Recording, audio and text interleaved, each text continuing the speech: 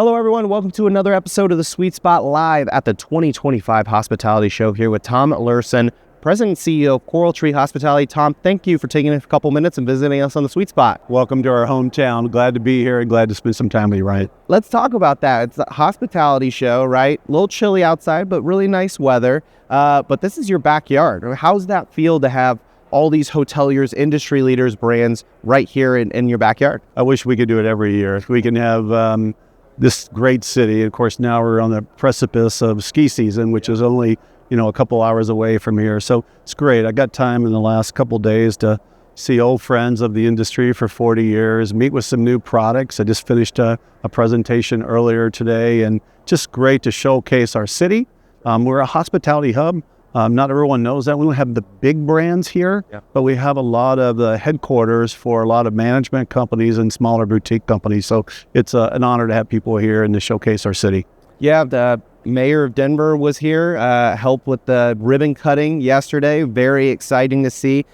Huge sports town as well. Come on, man. Sports tourism coming in. The Broncos killed it on Sunday. They had a big game. Of course, we've Avalanche and others are here too. Yeah. But we won't talk about the Rockies at the moment. But it's great to have you here. I'm on the CHLA board, which is the Colorado Hotel Lodging Association. And we talked about Mayor this morning and the way he has been welcoming this conference and convention into the city, and his endorsement to hospitality and bringing the downtown Denvers and the downtown urban markets around the country back to life. We need the hospitality programs to help those offices come back and make it comfortable for people, and we're doing that here in Denver. It's so cool to see, and really promotes that hospitality feel, and you guys have definitely rolled out the red carpet here in Denver, so thank you. We'll turn our attention to kind of some of these trending topics. You get a lot of hoteliers, hospitality people in one room.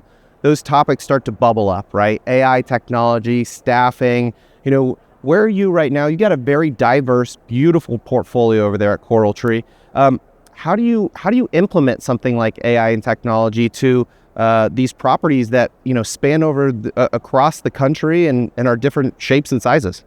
Well, CoralTree leans a little bit heavier toward the independent properties, sure.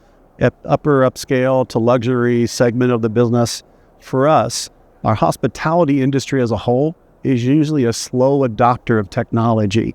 What we're kind of doing in this space is to kind of change that paradigm, get in and be an early adopter. So we're using it in real time, and it hasn't happened in the last 6 months.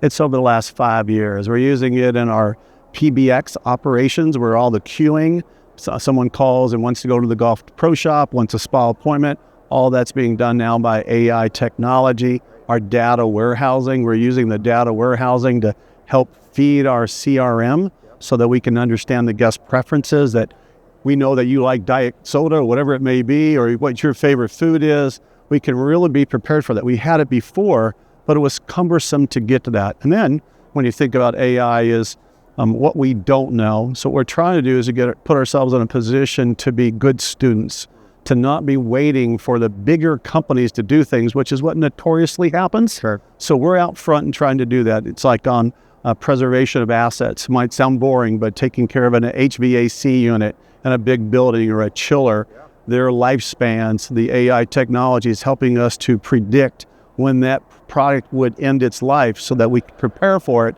instead of waiting for it to be broken, have a bad guest experience, and then have to deal with that. So I think we've untapped. Obviously, everyone is saying the same thing, as we don't know what we don't know today. Sure. But we got to put ourselves in a position to do that. And I think the sky is the limit. It reminds me back when we were doing the internet crazy, and you think about that, it was the same thing. It was like, well, I don't know if it's going to really work. Is it really going to be life-changing? And in this particular cycle, and this new technology, it is going to be life-changing. Yeah, and it's places and spaces like this, the hospitality show, where you can see a lot of that use case, talk to other management companies, sometimes competitors, even just seeing where that they're at, gauging.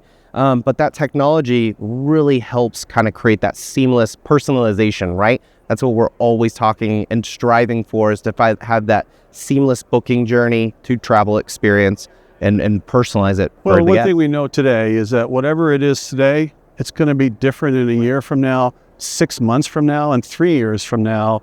But again, put yourself in a position to learn it. Think about your guest, and at least in the space that we're in, it starts with how do we serve our guests better, or how do we serve our owners? As a management company, we've got these three constituencies, right? Yeah. The team member, the guest, and the ownership. And all this technology, if we can better serve, we can move faster to market. That's just going to help us be more successful. And help right now in a time where margins are really tight. Oh, they're definitely tight. It's, the many conversations and conventions like this is about the cost of doing business, whether that's insurance or that's taxation. This morning, conversations about federal minimum wages and how they're increasing, cost of labor. So efficiencies come through technology and improve guest experiences as too, which makes the guests want to come back. Yeah, absolutely. It's a win-win for everyone. And even empowering the staff. I mean, I've heard a lot of use cases of using technology and AI to help empower your staff to make them more efficient, especially with this younger generation that might have an expectation of your processes and wanting to learn how to do something more seamless. How does, CoralTree has an incredible brand. How does culture shape that for staffing? How have you guys been able to navigate that challenge, which has really challenged the industry the last couple of years? Yeah, that's such a simple question with a complex answer, right? In our company, culture is everything. Our real gift to the industry and to our owners that we serve and the guests that we serve and the team members is our experiences and our ability to empower. So our whole notion to be in this independent space is to make sure that every one of our properties, we have 4 properties right here in the region. I got one in Golden, Colorado. We have one down in Colorado Springs called Hotel Polaris. We've got a lot of properties up in Vail and Aspen. Each property is slightly different than the other. Yes, they check in. Yes, you've got a restaurant. Yes, you've got housekeeping services. What we want to do is really customize that. So the whole notion is come as you are. Come to our organization, be the person that you are, speak in Ryan language, so that you can serve your guests with this authenticity and the simplicity. Yes. And that you can't just say that. You have to create a culture that does that by allowing people to be themselves, inviting them in to be unique and to be individualistic. So that's really a art. I don't know if it's a science yet, but we're very focused on, and that's about how do we continue to get new experiences to our team members so that they want to stay with us and grow with us, increase their compensation, increase their knowledge base. And that's a really big part of the DNA of CoralTree. It's incredible. I mean, the hospitality has, some of the best perks. I mean, when we were talking about, working in hospitality, it's a lot of transferable skills. You can go anywhere. And a lot of, with a portfolio like yours, you got properties all over the place, right? Well, I always think about if you take a hotel, when you were to break it down, there's a marketing company that's just marketing. There's a finance and accounting, right? There's a culinary arts. There's engineers that are trained in physical plant management. There's technology folks that came through technology educations as opposed to hospitality. So in its kind of form, a hotel or even more so a bigger resort has all those factions. So your whole attitude is kind of like the Broncos, right? If I can get each player to do their role and do it in a unified and a culturalistic way, now all of a sudden they're all working in the same direction and we're going to really do well. That's the name of the game. Love that. Love that. Tom, let's get to know you and the portfolio a little bit more in depth. Going to challenge you here on some, because again, you got a great portfolio, but favorite view at one of your hotels? Can it be a tie? Let's go with a tie. All right. I love Pier 66, which is in Fort Lauderdale, and I can, be up on the top floor, a restaurant called Pier Top, and do a 360-degree view and see the intercoastal way, see the large ports, and then have a long view into the ocean. You bring that into sunset with the night lights coming in and the sun going down. It's stunning. So that's one. Okay. The second is Sun River, which is in Bend, Oregon, Central Oregon, and it doesn't have the ocean. It has the mountains. It's in the Cascade Mountain Range, and you can go out on your porch and see all this open space, but right in the epicenter of your view is Mount Bachelor, and you can see it. It feels like it's in your backyard, and below that is these horses that are running in a meadow, and it's just mystical to see it happen. So both of those places, great places to have a fine glass of wine, I might add. There's that marketing agency of CoralTree coming out right there. Let's talk about favorite dish at one of your properties. Oh my gosh. We can go simple first. I think there's a restaurant at property of ours called Terranea Resort. It's owned by the Lowe organization and also by a company called JC Resorts. They have a restaurant called Bashi. Bashi is kind of an Asian fusion restaurant right off the main lobby, and they have some of the kebabs that are right there made table side. It's lamb. It's fabulous. So I think about that as soon as you ask that. I'm a seafood person.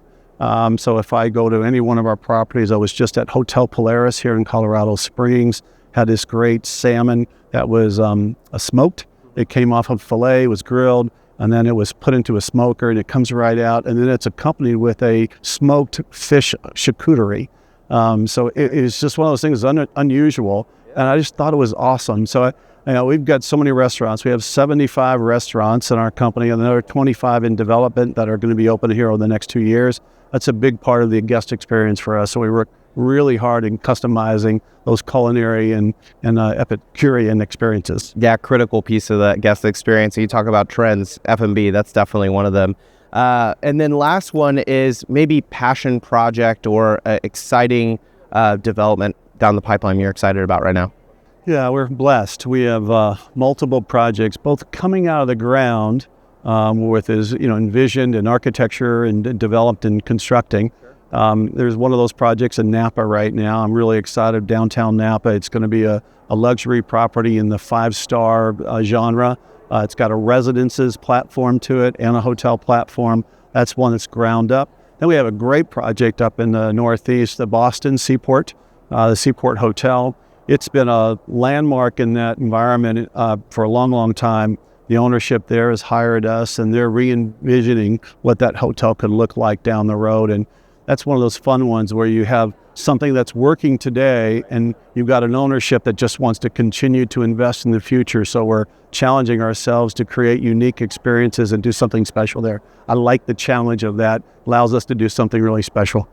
Very cool. I mean, I think you just explained the breadth of your portfolio there. We went from Boston to Fort Lauderdale, Oregon, and California. So appreciate you spending some time with us, Tom. And thank you for hosting us here in Denver. Thanks, Ryan. Glad you're here. Pleasure. All right.